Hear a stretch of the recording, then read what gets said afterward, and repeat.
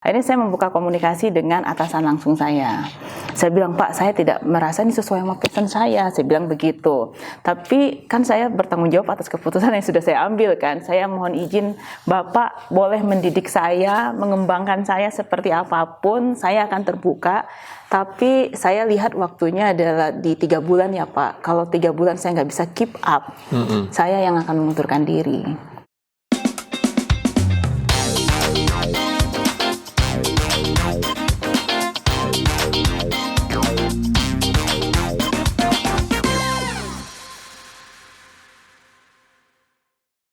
Halo pemirsa, selamat berjumpa kembali di acara podcast dari Redaksi Siswa.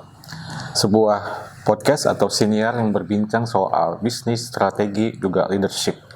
Kali ini saya Teguh Sri Pambudi bertamu atau berkunjung ke PGN, sebuah perusahaan milik negara yang sudah sangat pasti kita kenal dan juga menjadi salah satu perusahaan yang menjadi bagian dari banyak kehidupan di Indonesia ini. Hari ini kita akan berbincang satu topik tentang kepemimpinan, khususnya kepemimpinan wanita, yang menjadi bagian dari yang sudah dikupas di buku kami terbaru, Resourceful Women Business Leaders. Ini adalah kumpulan tulisan tentang para pemimpin perempuan di Indonesia yang resourceful, artinya beliau atau mereka ini menjadi orang yang bisa diandalkan dalam segala situasi. Nah, kali ini saya bersama Ibu Rosa Permatasari. Selamat datang Bu. Terima kasih kami sudah berkesempatan menemui Ibu pagi ini. Beliau adalah Direktur Strategi dan Pengembangan Bisnis di PT Perusahaan Gas Negara Tbk atau PGN. Selama kurang lebih 30 menit ke depan kita akan berbincang dengan Ibu Rosa tentang kepemimpinan, terutama kepemimpinan beliau, juga bagaimana sedikit tentang perjalanan hidup beliau. Bu Rosa, ini saya senang sekali bisa ketemu sama Ibu. Sama-sama Pak Teguh. Iya, saya baca tentang Ibu ini menarik ya Bu ya. Jadi ada yang mengatakan begini Bu, dalam soal kepemimpinan itu yang disebut dengan idiosyncratic. Idiosyncratic artinya masa kecil seseorang itu seringkali mempengaruhi kepemimpinan di masa depan. Dalam buku ini dijelaskan bahwa Bu Rosa ini dari kecil itu diajarkan oleh ayahnya itu untuk bicara lantang dan jelas, speak loud and clear. Betul begitu Bu ya? Betul. Jadi yang saya justru sangat ingat diwariskan ayah kepada saya, menurut saya adalah pemikiran-pemikiran beliau. Bagaimana beliau menyampaikan pendapat gitu ya, karena beliau juga selain bekerja sebagai pegawai negeri sipil itu punya banyak kegiatan-kegiatan gitu kan ya. Jadi dari situ membentuk saya lah untuk yang kalau saya sebutkan itu ya di speak out, speak loud gitu ya, clearly define sesuatu gitu ya, itu dibentuk dari hubungan saya dengan ayah gitu. Dalam buku ini diceritakan ibu itu kalau malam ibu di Palembang iya, di Palembang. Itu senang sekali menonton siaran berita-berita ya. Itu nyata. Itu nyata. Dan itu berpengaruh terhadap ibu. Ya tentu pertama berpengaruh hubungan ayah dan anak ya ternyata memang ya. Jadi saya nungguin papa, saya manggilnya papa. Jadi setiap papa saya pulang tuh saya tungguin karena kemudian kita akan nonton bareng gitu kan ya. Dulu ada jam 9 tuh Dunia Dalam Berita kan. Ya Dunia Dalam Berita. Di usia saya Dunia Dalam Berita itu menjadi sangat menarik gitu ya. Dan kalau kita melihat satu berita apapun nanti papa saya akan cerita analisanya beliau atau apa yang beliau pikirkan juga dari situ, dan saya juga bisa berpendapat gitu kan ya atas data ataupun analisanya beliau gitu. Jadi dari situ menurut saya memberikan mengasah keberanian saya dalam berpendapat. Terus juga suatu masa tuh pernah papa saya bilang, coba kamu berdiri tuh di situ tuh, terus kamu pidato deh topiknya ini gitu. Terus saya masih kecil Pak. Usia berapa Bu? Itu masa-masa saya masih SD awal lah, sampai dengan kelas 5 gitu tuh saya masih sangat sering sama papa seperti itu. Jadi kalau hari ini saya melihat kemampuan saya mengkomunikasikan sesuatu, cara saya berpikir, menganalisa itu juga dipengaruhi dari momen-momen masa kecil saya yang sudah juga diasah seperti itu. Oke, jujur saya bertanya, waktu SD itu kan dalam berita banyak berita-berita. Sebenarnya ibu paham nggak sih waktu itu? Kesukaan saya itu baca dulu itu loh buku pintar tuh. Kalau dulu kan kita punya itu ya yang tebel gitu. Zaman dulu kan kita belum punya internet yang kayak sekarang kan ya.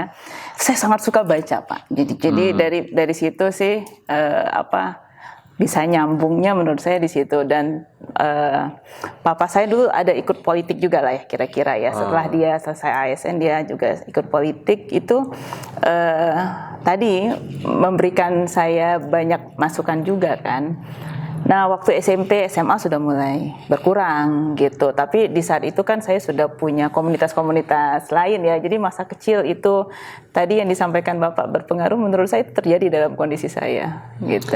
Nah kalau Bapak minta berdiri kemudian pidato, itu dibawa nggak ke kelas? Saya pernah, jadi saya dulu sering ikut lomba ngarang, sering ikut lomba pidato gitu. Terus kemudian juga pernah pada saat SMA saya kontributor di salah satu korannya di Palembang begitu. Dan itu ya tadi terbentuk dari kebiasaan kami berdiskusi dan membuat analisa-analisa atas suatu kejadian lah. Jadi memang dari kecil ibu diajak untuk bertukar pikiran sejak dini. Jadi itu membentuk ibu berani untuk mengkritik atau bicara pendapatnya gitu ya. Benar. Kalau berarti di sekolah juga sering angkat tangan untuk menjawab pertanyaan guru. Iya, kalau orang bilangnya saya tuh suka sekolah gitu jadinya ya. Karena menurut saya sekolah membuat kita tidak hanya terbatas pada pengetahuan yang kita punya hari ini kan ya Pak. Ya kalau mengangkat tangan kan tentu ya untuk curiosity saya jadi besar gitu. Gitu sih Pak. Jadi ya menyenangkan menurut saya masa kecil yang saya jalani dengan papa seperti itu membawa keberanian saya di hari ini. Nah, waktu kecil ibu cita-citanya apa sih Bu? Cita-citanya nggak pernah saya itu sebenarnya bercita-cita mau jadi, berpikirnya itu adalah pekerja BUMN seperti itu tidak. Saya waktu itu berpikirnya karena saya suka menghitung. Saya suka berhitung Pak. Matematika is my favorite mata pelajaran gitu ya. Suka sekali. Jadi berpikirnya saya akan jadi engineer. Gitu. Jadi pada saat satu masa waktu itu di SWA ada Indonesian Young Business Leaders bicara cita-cita tuh saya mention tuh waktu itu. Saya tuh memulai cita-cita saya jadi engineer sesederhana itu. Gitu. Jadi passion ibu sebenarnya menjadi engineer. Menjadi engineer. Nah bahwa setelah dari engineer ternyata ruangnya terbuka lebar gitu ya. Itu membuat saya memang berkeinginan bisa berkiprah di sisi infrastructure development. Gitu. Tapi dalam buku ini dikatakan ibu sebenarnya perjalanan karirnya itu sebenarnya tidak sesuai dengan passionnya. Itu gimana ceritanya? Iya, jadi kenapa saya bilang nggak sesuai sama passionnya? Jadi waktu kerja pertama saya itu di PT Tripatra Engineering boleh sebut ya. Pada saat itu mengerjakan proyek pembangunan pipanya PGN dari Gresik ke Singapura. Lalu saya menjadi civil engineer. Jadi memang role-nya waktu itu di lapangan Pak. Jadi construction engineer seperti itu. Apa yang ada di dokumen yang disepakati dan kita memastikan konstruksinya sesuai dengan spesifikasi gitu kan dan tata prosedur.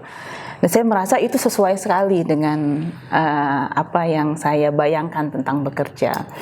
Kemudian saya proyeknya selesai, melamar pekerjaan ke sini nih ke PGN. Itu juga karena sudah dapat support, dorongan, ayo Cak, kamu kayaknya bisa kok. Kalau saya punya beberapa pemikiran lah tentang kalau bekerja di badan usaha milik negara itu nanti seperti apa ya objektivitasnya dan lain-lain. Kalau dibandingkan dengan misalnya swasta yang saya anggap Pak saat itu tentu lebih fair seperti itu Pak. Akhirnya saya duduk berpikir dan akhirnya saya memutuskan untuk melanjutkan melamar pekerjaan. Nah waktu mendapatkan penempatan pertama ternyata tidak seperti yang saya bayangkan sebagai engineer di lapangan. Justru saya di belakang meja. Sebagai project estimator harus diminta untuk membuat mulai dari perencanaan biaya, perencanaan waktu, schedule dan lain. Nah, itu kan tidak saya sadari ya, sebagai itu kan tidak saya sadari ya. Jadi waktu itu tuh yang ada diri saya tuh merasa, aduh ini seharusnya saya di lapangan nih, gini ya. Akhirnya saya membuka komunikasi dengan atasan langsung saya. Saya bilang, Pak, saya tidak merasa ini sesuai sama passion saya, saya bilang begitu. Tapi kan saya bertanggung jawab atas keputusan yang sudah saya ambil kan. Saya mohon izin, Bapak boleh mendidik saya, mengembangkan saya seperti apapun, saya akan terbuka. Tapi saya lihat waktunya adalah di 3 bulan ya Pak. Kalau 3 bulan saya nggak bisa keep up, saya yang akan mengundurkan diri. Saya sampaikan begitu Pak, karena menurut saya perusahaan itu perlu dan wajib mendapatkan talent yang memang akan bekerja dengan sungguh-sungguh. Nah, saya tidak ingin menjadi orang yang hanya karena keamanan finansial bekerja, saya tidak ingin seperti itu, tidak memberikan yang terbaik. Dan nyatanya 3 bulan itu benar, salah satunya karena itu memang ada banyak data matematika, ada statistik, probabilitas yang saya lakukan untuk bisa membuat sebuah cost estimation yang tepat, scheduling yang mendekati kenyataan gitu ya Pak. Aduh, saya suka sekali Pak. Saya suka sekali, bahkan ada beberapa sistem atau penyusunan harga yang kalau sampai sekarang itu mungkin masih dipakai anak-anak. Yang saya buat pada saat itu saya bicara 16 tahun yang lalu gitu. Jadi ya ternyata saya tetap bisa menemukan. Jadi dengan keterbukaan saya, keinginan saya untuk beradaptasi, komunikasi saat itu yang terbentuk, dipahami juga oleh atasan saya, terjadi. Jadi apa pelajaran buat mungkin nih pemirsa yang anak-anak muda yang lagi mencari karir? Mungkin kadang-kadang pengen sesuatu tapi diberikan yang barangkali di awalnya nggak disukai. Apa yang bisa Ibu sampaikan ke mereka nih? Iya, saya jadi melihat bahwa pertama atas apapun kondisi yang terjadi pada diri kita, suka atau tidak suka, kita memang harus melihat apa kebermanfaatan yang ingin kita berikan. Jadi kalau kita sudah melihat begitu dalam setiap kesempatan yang ada kan berarti kita men-train mindset kita selalu positif kan Pak. Nah dari situ jangan buru-buru menilai. Wah ini nggak bagus, saya nggak suka, terus menarik diri. Karena itu akan selalu jadi pelajaran hidup kita dan sekali kita tidak mau masuk dan mencoba, tetap akan jadi pelajaran lagi kan Pak. Lebih baik diselesaikan PR-nya gitu kan ya. Maka itu saya willing untuk menjalani, beradaptasi, mencoba dan memang bukan mencoba, menjalankan. Nah dari situ ternyata menjadi satu breakthrough yang menurut saya bagus sekali buat saya gitu. Ya ini menarik nih, jadi buat anak-anak muda nih, apa namanya sedang meniti karir, barangkali accept dulu ya mungkin ya. Setelah itu kita adaptability. Tapi pasti lakukan yang terbaik. Lakukan yang terbaik, harus. Berdoa Bu? Oh pasti. Pasti Pak, karena balik ketika yang pertama tadi itu menurut saya kembalinya manusia itu selalu kepada yang di atas. Atas apapun yang terjadi, accept itu hanya akan terjadi kalau kita sudah bicara dengan yang di atas. Menarik. Bu Rosa, kita harus break dulu nih ya. Pemirsa, kita sudah dapat beberapa poin menarik nih tentang bagaimana ketika kita menjalani karir kita barangkali tidak sesuai seperti diharapkan. Tapi kalau kita adaptif, kita lakukan yang terbaik, mungkin terbuka jalan. Kita akan mendengar lebih lanjut uraian dari Bu Rosa setelah pesan-pesan yang berikut ini. Jangan kemana-mana. Inilah titik kita hari ini. Kami tak sekedar hadir, namun juga menjadi solusi atas tantangan di sektor energi. Kami membangun dari nol, dari pipa pertama, dari langkah pertama. Kami melaju dan berkembang. Dari titik ini, kami melangkah lebih jauh. Menyatukan kota dan desa, menyatukan rumah tangga dan industri, menyatukan Indonesia. PGN adalah urat nadi energi nasional. Karena 60 tahun bukanlah garis akhir, tapi titik awal untuk terus memberikan makna. Dari titik ini, kita melangkah lebih jauh. Bersama PGN, mengalirkan energi, menyatukan negeri. Pemirsa, berjumpa kembali kita dengan Bu Rosa. Kita lanjutkan perbincangan. Tadi kita sudah mendapatkan tentang speak loud and clear. Itu adalah satu ajaran dari ayah beliau yang ternyata kepake ya. Bahkan ketika dengan atasan menyatakan tadi ya Bu ya, itu kalau nggak punya keberanian tuh nggak ngomong Bu. Biasanya. Iya, nggak ngomong tapi juga nggak produktif gitu kan ya. Betul. Nah Bu, akhirnya Ibu ke PGN. Tapi saya juga sempat Ibu ditugaskan ke Pertagas juga dulu Bu ya. Itu Iya, gimana ceritanya? betul. Jadi pada 2018 PGN menjadi bagian dari Pertamina dengan skema masuknya Pertagas sebagai bagian dari PGN. Pada saat itu di 2019 saya di-appoint sebagai Direktur Teknik dan Operasi di Pertagas, Pak. Jadi disitulah saya memulai karir sebagai pimpinan tinggi di satu perusahaan gitu ya, khususnya tadi di teknik dan operasi. Banyak yang mengatakan kalau BUMN itu ada yang BUMN laki nih Bu, misalnya gitu kan, misalnya infrastruktur gitu kan gitu. Nah Ibu perempuan masuk dunia ya maskulin gitu. Gimana sebenarnya sih Bu? Apa yang dirasakan? Jadi waktu saya yang di divisi engineering yang pertama kali tapakan karir saya di PGN, dari 30 pekerja di engineering, perempuannya 1, saya dan sekretaris, Pak. Wah, Perempuannya jadi cuma 2 ya dari 30 ya. Itu sudah, walaupun tadi ya kalau keuangan kan misalnya rekan kita banyak nih yang perempuan seperti itu ya. Jadi saya memang dalam 16 tahun pada saat itu sampai dengan di Pertagas masa kerja itu sudah terbiasa dengan rekan kerja yang laki-laki, Pak. Maskulin dominan lah ya, dominansinya memang laki-laki gitu. Bagaimana? Menyenangkan kok Pak, menyenangkan karena gini, saya melihat pada saat itu rekan-rekan kerja saya tuh adalah kawan diskusi teknis terbaik yang ada gitu ya. Jadi kita kalau after jam 4, setelah jam 4 sore ngumpul membahas tuh project kita yang sedang jalan, kasus-kasus teknisnya apa, terus teoritikalnya apa, lalu apa yang kita bisa punya pendekatan 1 atau 2 solusinya seperti apa. Nanti baru besoknya dibawa di rapat. Jadi cair sekali. Nah, kenapa saya harus punya juga pendekatan seperti itu? Sebagai cost estimator kan saya harus bisa memahami kebutuhan dari setiap lingkup pekerjaan secara cepat. Nah, diskusi yang seperti itu sangat efektif. Jadi saya nggak melihat ada ceiling waktu itu dengan para laki-laki gitu. Dan kalau lihat pendidikan Ibu kan teknik sipil ITB ya. Iya. Itu sebenarnya nyambung juga ya Bu ya? Nyambung. Jadi kalau di teknik sipil sendiri kebetulan saya mengambil jurusannya itu dulu rekayasa transportasi. Tapi kalau dalam seluruh modul pelajarannya kita memang mulai dari pembangunan infrastruktur. Kalau dulu kita ngomongin kan proyek saja melihatnya gitu ya. Terus juga struktur analis dari semua bangunan gitu. Kemudian kalau transportasi itu berbicara logistik ataupun supply chain gitu seperti itu. Jadi menurut saya sih apa yang saya pelajari di bangku kuliah itu memberikan sejalan lah dengan penempatan pada saat saya di PGN. Bahkan bicara galian nih, misalnya PGN kan gali pipa. Nah waktu saya kuliah saya berhitung itu Pak, berapa tanah yang harus diambil, pakai bucket apa, kalau nanti mau dipadatkan bucketnya harus berapa banyak. Terus dipadatkan dengan cara seperti apa, itu semua ada dalam pelajaran kuliah saya. Berarti gitu. Kepake. Nah Bu, 2018 kemudian masuk COVID.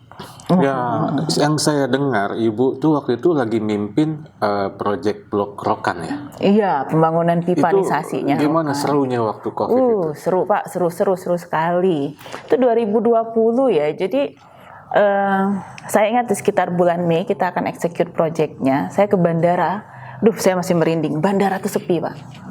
Saking saat itu bandara mana nih, Bandara Soekarno-Hatta. Oke. Soekarno-Hatta yang biasanya ramai tentunya, saat itu mungkin turun lift yang dari atas yang di Terminal 3 itu mungkin kita bisa lihat dari atas itu less than 10 orang Pak. Itu kan sepi ya, sangat sepi gitu. Namun karena proyeknya juga memang ada di area site, kemudian kita punya target waktu itu 18 bulan untuk melakukan pemasangan pipanisasi 367 km. 367 km ya? Iya, tentu tidak main-main, tentu waktu sangat berharga untuk kita.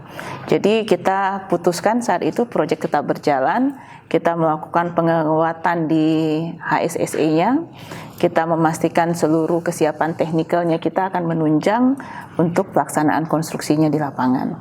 Namun saya juga harus memahami, harus menjadi pemimpin yang cukup berempati di situ. Kenapa saya langsung meng-highlight kata empati? Ini nggak cuma bicara saya, misalnya kalau hanya pakai pelajaran pertama speak out, speak loud, hanya berbicara target tanpa ada empati kepada tim kerja dan tidak berada di antara tim kerja, saya yakin tidak akan memberikan hasil yang efektif.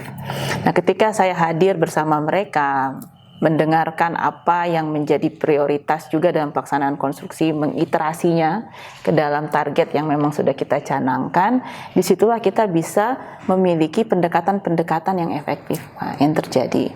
Karena masyarakat pun juga pada saat itu kan dalam kondisi yang tidak mudah ya Pak pada saat COVID. Artinya empatinya tidak hanya juga di tim saya, empatinya juga ada dengan masyarakat di mana kita bekerja gitu.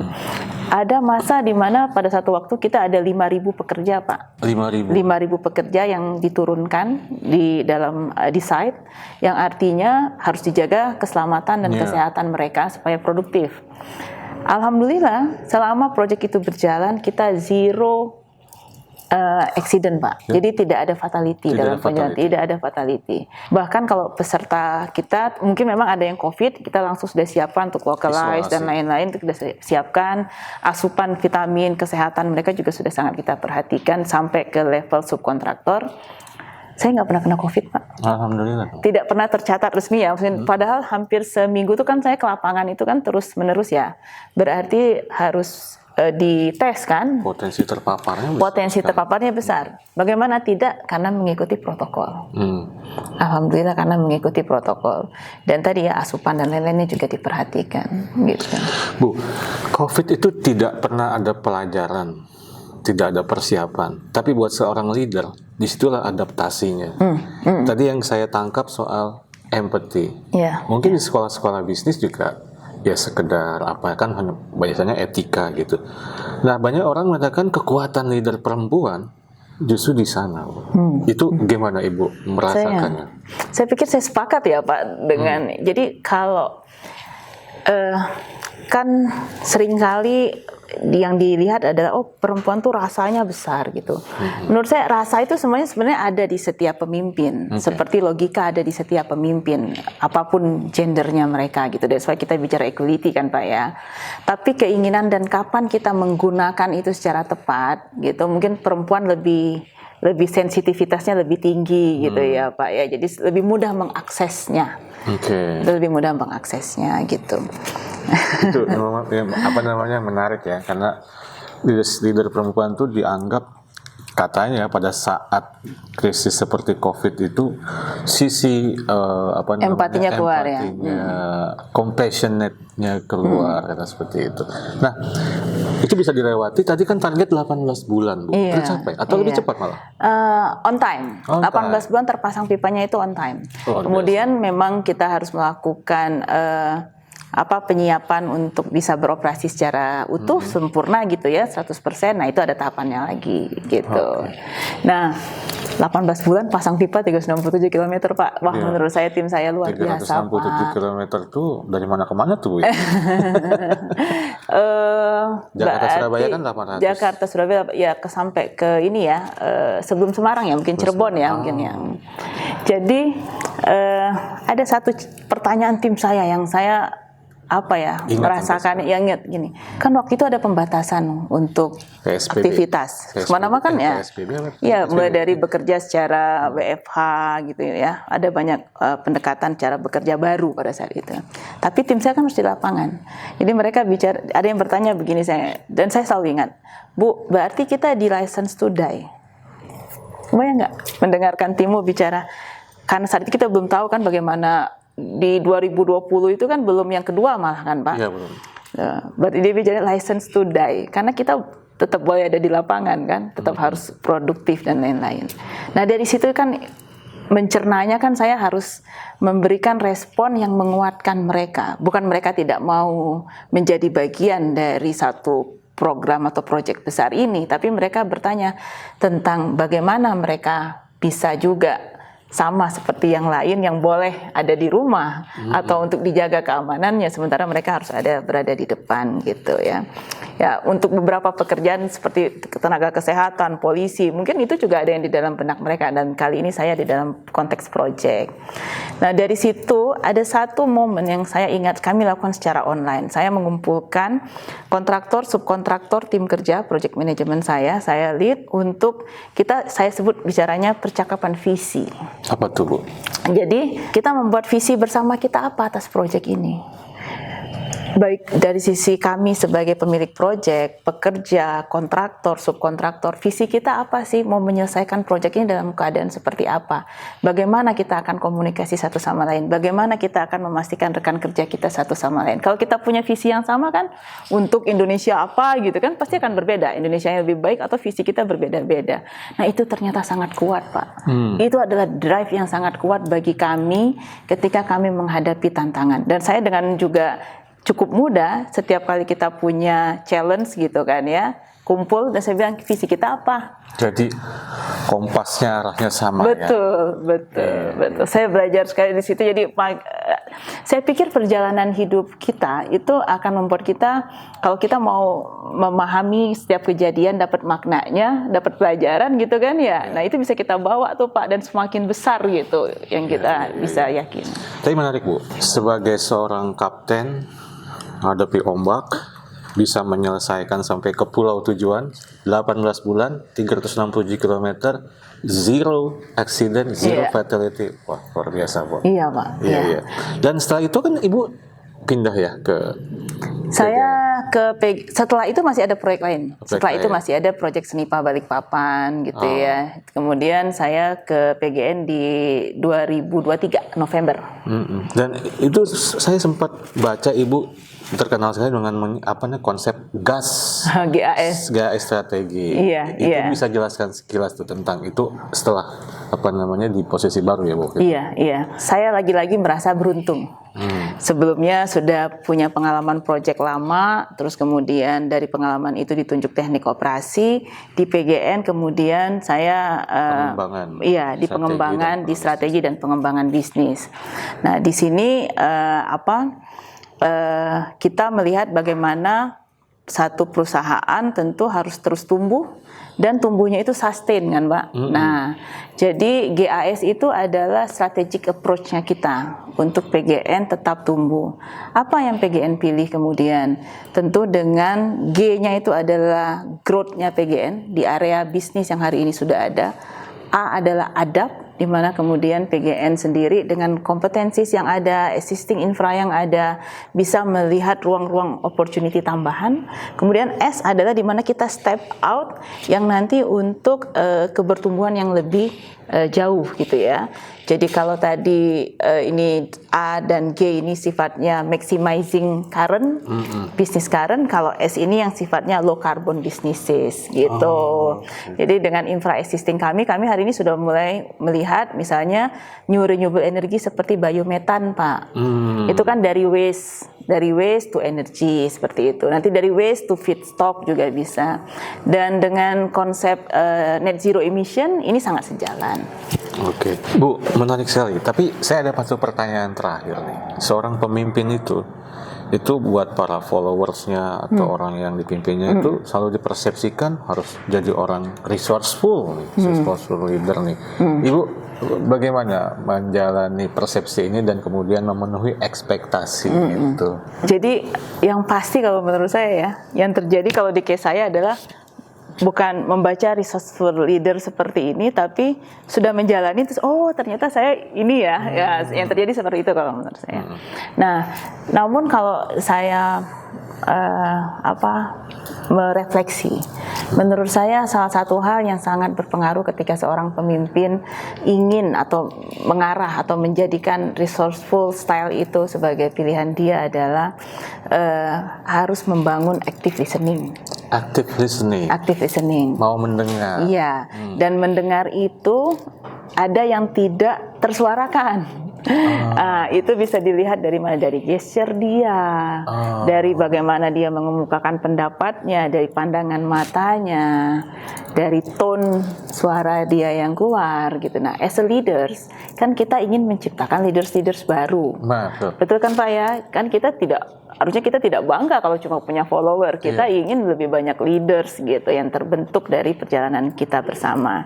Nah, dari situ menurut saya ada satu selain active listening itu adalah coming from-nya itu apa? Apa yang mendasari seseorang itu mengusulkan sesuatu, atau apa yang menjadi kebutuhannya dia pada saat itu untuk bisa sukses dalam menjalankan satu program. Nah, inilah yang diperlukan antara leaders dan timnya gitu. Oke. Iya, memang kalau nggak salah juga memang ada penelitiannya itu. Salah satu skill tuh seorang pemimpin adalah bisa mendengarkan dengan baik gitu. Iya. Jadi jangan mau didengerin tapi juga mendengar katanya seperti itu. Iya, betul.